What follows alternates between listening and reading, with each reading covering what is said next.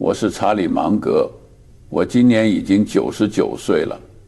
我这辈子见过最让我感到荒谬，甚至是一场悲剧的事情，不是穷人在街头乞讨，而是我看住无数聪明、勤奋、受过高等教育的中产阶级正在进行一场慢性的财务自杀。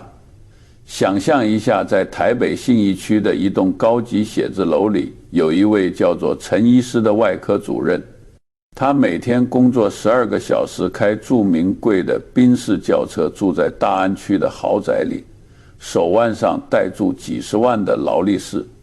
在他65岁退休的那一天，你猜猜他的银行账户里有多少钱？答案会吓死你，甚至是负数。你可能会说，这怎么可能？他每个月赚那么多钱。这就是我要告诉你的残酷真相。这是一场精心设计的骗局。这场骗局由银行家、广告商和房地产商联手编织，将你们所有人像圈养的羊一样牢牢地困在笼子里。你们以为自己是人生的赢家，其实你们只是穿住西装的奴隶。如果你现在40岁、50岁，甚至60岁，却还在为钱发愁、为退休焦虑，那么请你停下手中所有的事情，给我20分钟。因为接下来我要说的话可能会让你感到不舒服，甚至会刺痛你的自尊，但这些话能救你的命。这是我活了99岁，用几十亿美元的代价换来的普世智慧。我们首先要解决的第一个问题就是，为什么你赚了那么多钱却依然感觉不到富足？原因很简单，因为你买了一堆你以为是资产，其实是吸血鬼的东西。我把它们称为伪资产，这是大多数家庭破产的根源。什么是资产？华尔街那些穿住高定西装的骗子会告诉你，房子是资产，车子是资产，名牌包是资产。那全是狗屁。真正的资产只有一个定义，就是那些能把钱放进你口袋里的东西。不管你工不工作，它都在为你产出现金流，比如股息、利息、租金。而伪资产是那些把钱从你口袋里拿走的东西。不管你觉得它多值钱，只要它让你每个月都在掏钱，付利息、付维护费、付保险、付管理费，它就是负债，它就是伪资产。现在让我们来看看你们家里到底养了多少吸血鬼。第一只吸血鬼可能正停在你家的车库里，那就是频繁更换的新车，尤其是豪车。我看到很多人稍微赚了一点钱，第一件事就是换车。你们觉得这是身份地位的象征？邻居换了新车，同事换了新车，你觉得如果不换就丢脸了？那是你背上车贷买了一辆200万甚至300万的进口车，你坐在新车里闻住那个皮革的味道，觉得自己成功了。但我告诉你，从财务数学的角度看，这是你能做出的最愚蠢的决定之一。为什么？因为汽车有一个致命的特性，叫瞬间贬值。你把新车开出展示中心的那一刻，仅仅是那1秒钟，它就贬值了10%到20%。你什么都没做，你的钱就蒸发了。如果你是贷款买的车，那就更愚蠢了。你在为一个注定贬值的东西支付利息，你在用未来的钱去买一个今天就在缩水的铁皮盒子。这在数学上是双重的自杀。更可怕的是，豪车还伴随住昂贵的保险、保养、维修和高油耗。这些都是从你口袋里源源不断流出的现金流。让我给你算一笔账，这是我在播客下经常算的账。假设你每5年换一辆200万的新车，你觉得你只是花费了200万吗？错。如果你不买这辆车，而是买一辆可靠的二手车，例如花30万把省下的170万投资到年化10%的指数基金里，30年后这笔钱会变成多少？它会变成将近3000万。你没听错，那一辆车实际上花掉了你未来的2、3千万台币。这笔钱本可以是你的退休金，是你孙子的教育基金，是你财务自由的基石。如果你这辈子换了5次车，你为了维持那个所谓的体面，实际上烧掉了上亿的财富。这就是为什么你看起来很光鲜，但你的口袋里却没有钱。真正的富人是怎么做的？看看我开一辆旧车开了很多年，沃伦·巴菲特也是。我们难道买不起法拉利吗？我们可以买下整个法拉利工厂，但我们不买，因为我们知道复利的力量。我不愿意把我的几百万美元浪费在路上跑。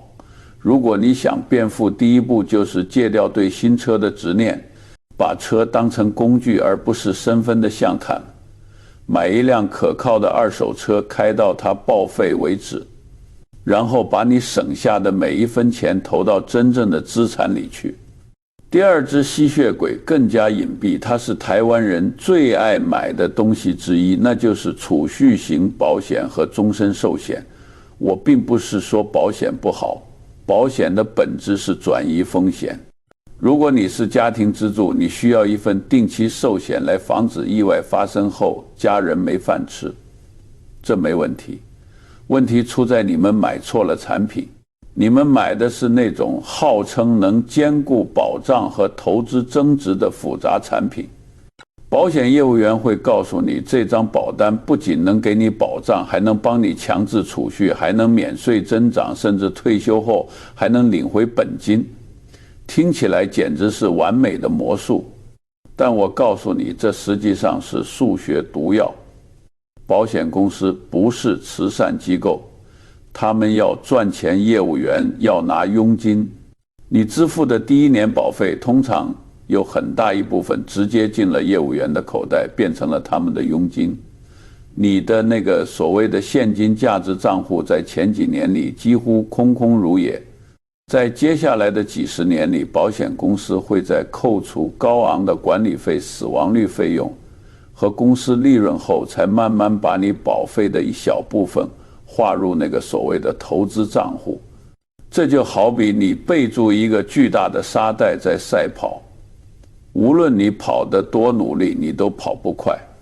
我见过太多人缴了20年的保费，结果算下来年化报酬率连定存都不到，甚至还输给了通货膨胀。你的钱被锁死了几十年，流动性极差。当你需要用钱的时候，你发现如果解约还要亏本，这不是资产，这是把你变成了保险公司的提款机。聪明的做法是什么？我们推崇的是买定期寿险加投资。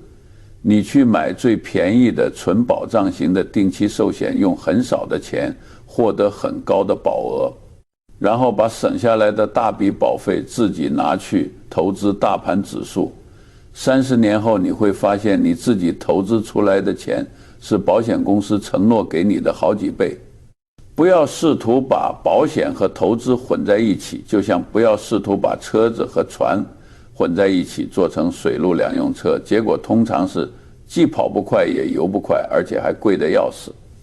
第3只吸血鬼是很多人视为传家宝的东西，那就是黄金以及它的现代变种加密货币。很多人听到这里会反驳我，他们会说查理黄金是硬通货，是避险资产，比特币是数位黄金，是未来的货币。但在我看来，他们都有一个共同的名字，叫做非生产性资产。或者说得更直白一点，他们就是一块仅仅是看起来很值钱的宠物石。为什么我说他们是伪资产？因为他们不产生任何东西。如果你买了一亩农田，即使你不卖掉它，它每年也会长出稻米。如果你买了一家像台积电这样的公司，它每季都会给你分红。但是如果你买了1两黄金或者1枚比特币，你把它锁在保险箱里，过了100年，它还是1两黄金或者1枚比特币，它不会生出小黄金，也不会给你支付利息，它就那样躺住，甚至还需要你支付保管费。这就意味着你购买他们的唯一理由就是你希望将来会有另一个人比你更傻，或者是比你更疯狂，愿意花比你付出的更高的价格来买走它。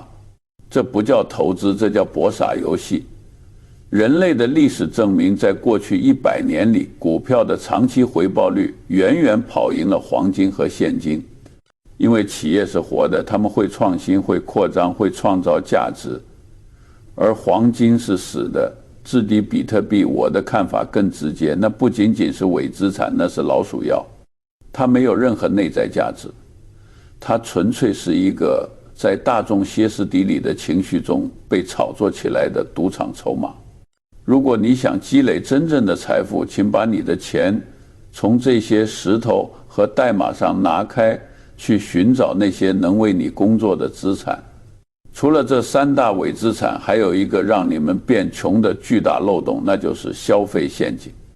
这个世界上有一种奇怪的现象，越是穷人越喜欢在某些特定的地方大把撒钱，而越是富人越是在这些地方一毛不拔。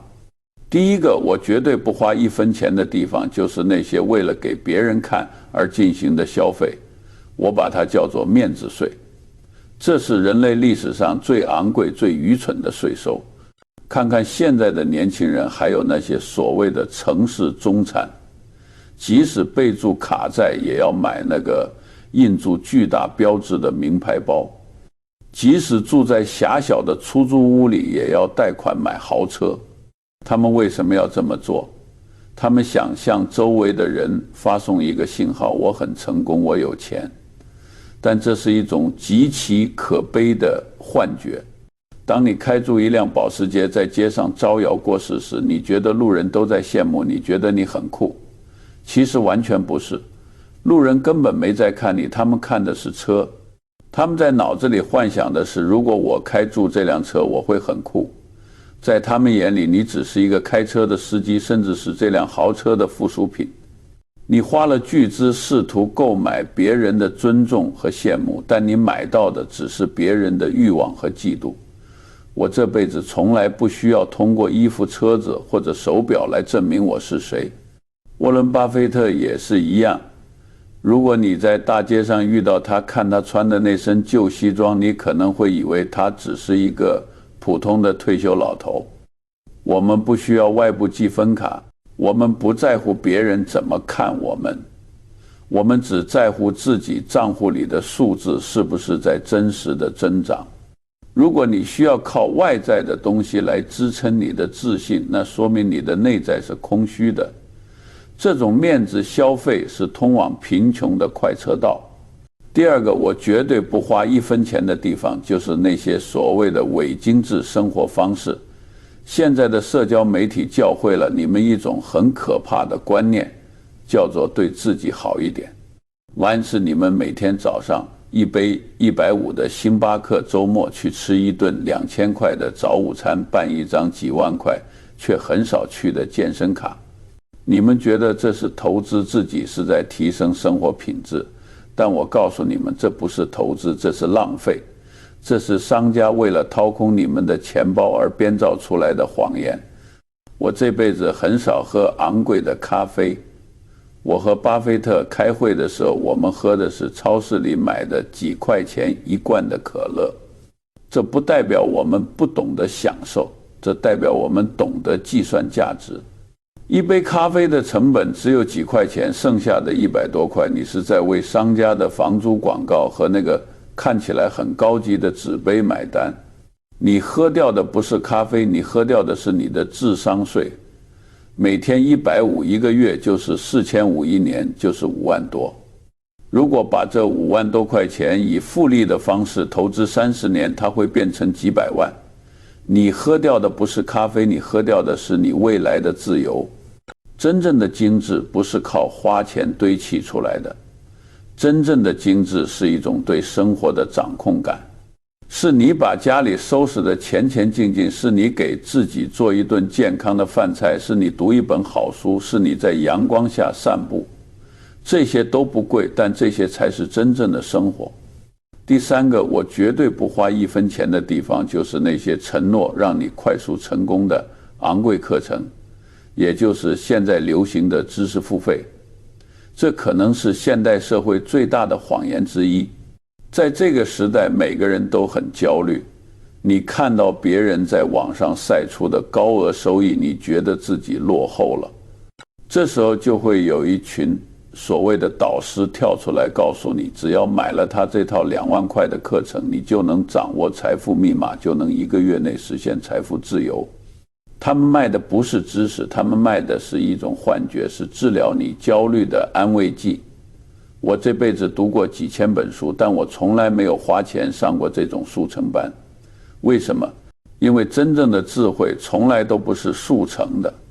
如果你想学习投资，最好的老师不是那些在短视频里大喊大叫的网红，而是那些已经死去的伟人。富兰克林、亚当·斯密、爱因斯坦、凯恩斯，他们的思想都浓缩在那些几百块一本的经典书籍里。只要花几百块，你就能和人类历史上最聪明的大脑对话。这才是世界上性价比最高的投资。如果有人告诉你他有一个秘诀可以让你这一周买下周富，那他一定是在盯住你的本金。如果那个方法真的有效，他为什么不自己留住闷声发大财，而是要费尽口舌卖给你赚那点学费呢？好了，如果你已经听进去了上面的话，你已经砍掉了伪资产，砍掉了面子消费，砍掉了智商税，那么恭喜你，你已经止住了出血。接下来我们要谈谈如何进攻。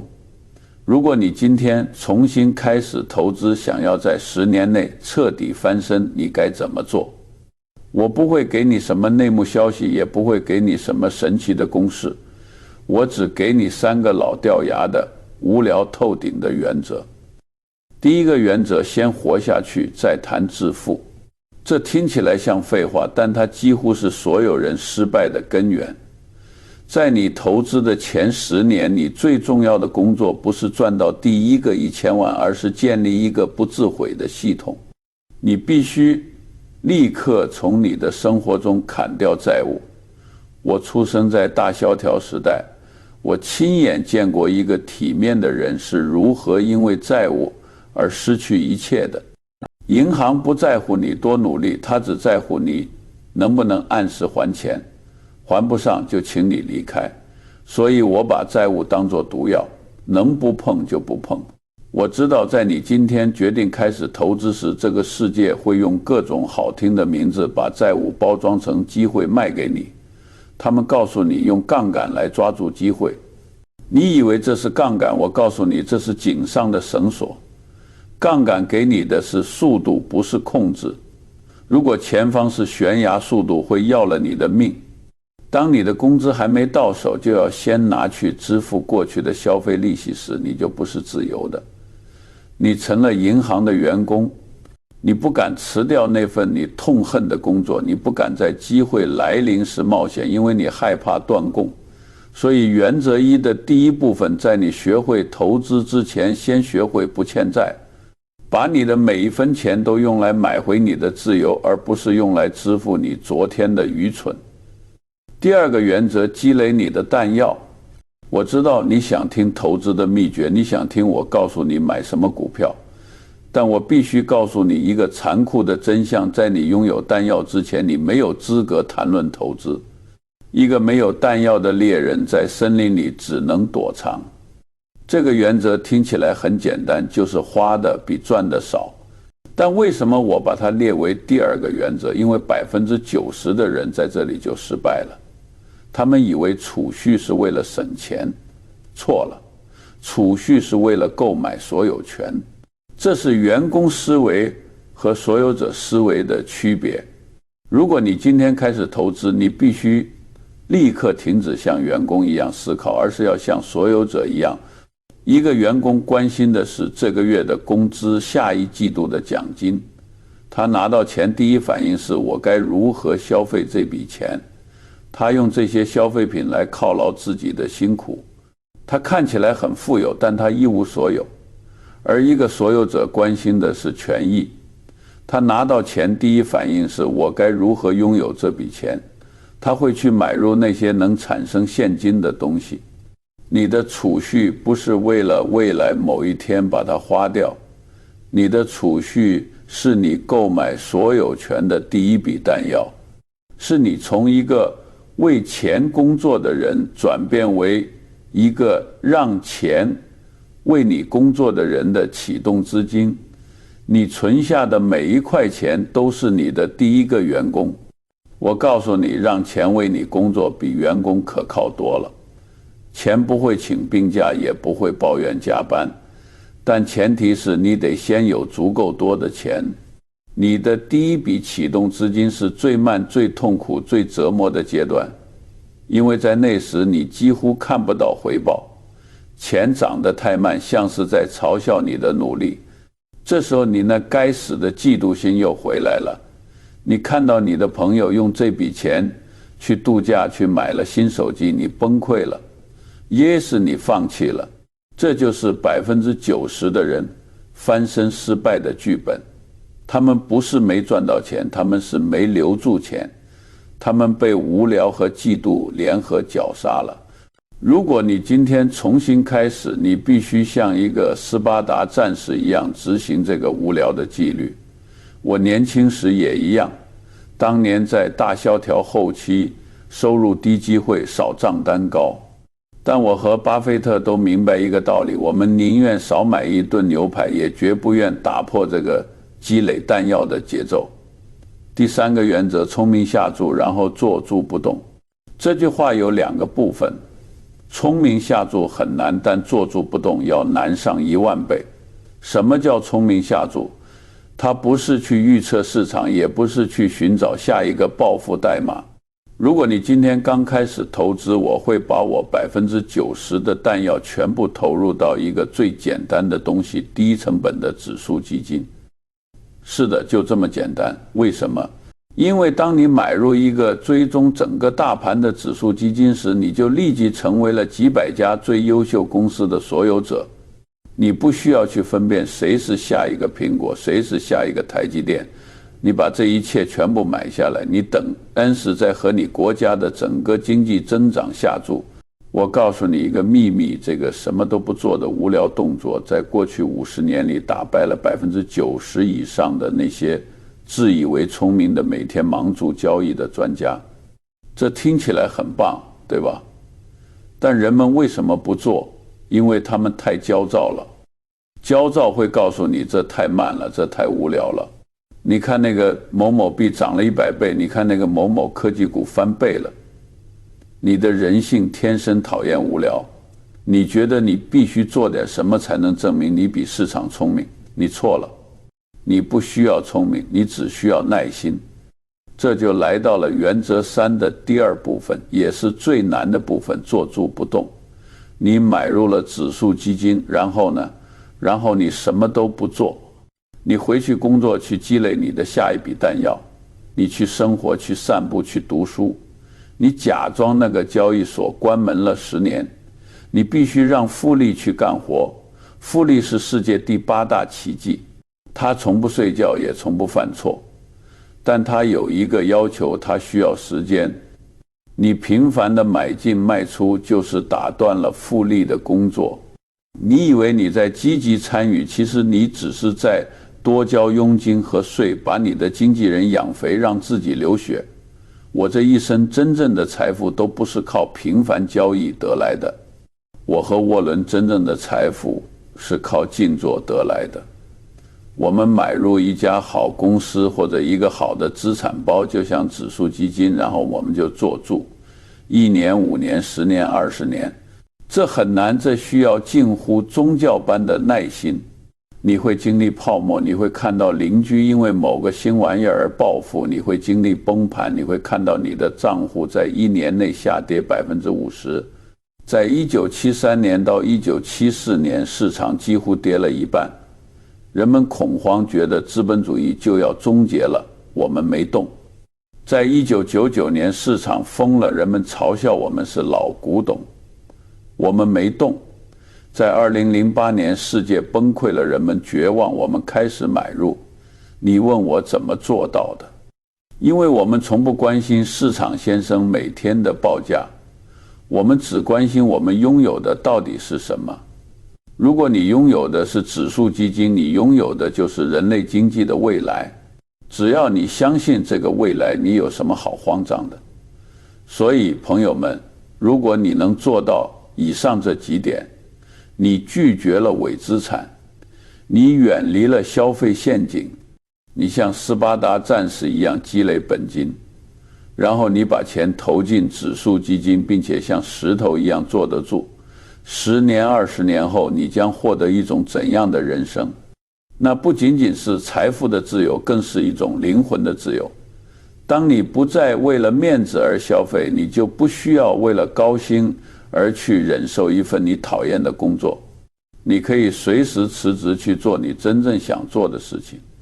当你不再为了伪精致而透支，你就不需要看银行的脸色，你可以在经济危机来临的时候安然入睡，而不需要担心下个月的房贷。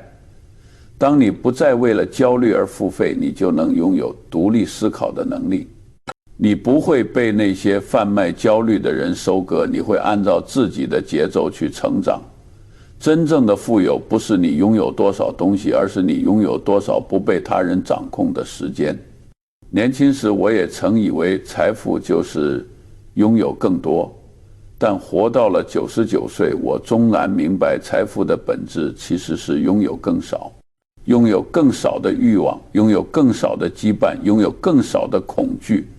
当我坐在我不豪华的房子里，穿住我那件旧西装，读住一本几十年前的老书时，我感到无比的富足，因为我知道这一切都是我主动选择的，而不是被消费主义裹挟的。我没有把钱花在那些虚无缥缈的面子上，我把钱花在了能够产生复利的地方，花在了能够让我变得更聪明、更自由的地方。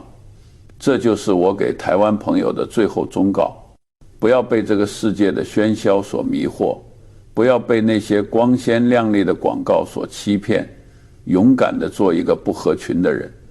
当别人在炫耀新车时，你默默地存钱；当别人在追求网红打卡时，你静静地读书；当别人在焦虑地寻找捷径时，你耐心地打磨自己。这听起来很笨、很慢、很无聊，但相信我，这是一条通往真正自由的捷径。当你到了我这个年纪，回首往事，你会发现那些你没有花掉的钱，那些你没有浪费的时间，最终都变成了你人生中最坚实的铠甲。他们保护了你的尊严，支撑了你的梦想，让你在这个残酷的世界里活得像一个真正的赢家。我是查理芒格，希望我的这些教训能让你少走几十年的弯路，从今天开始学会对那些愚蠢的消费说不，把你的钱留给真正的自由。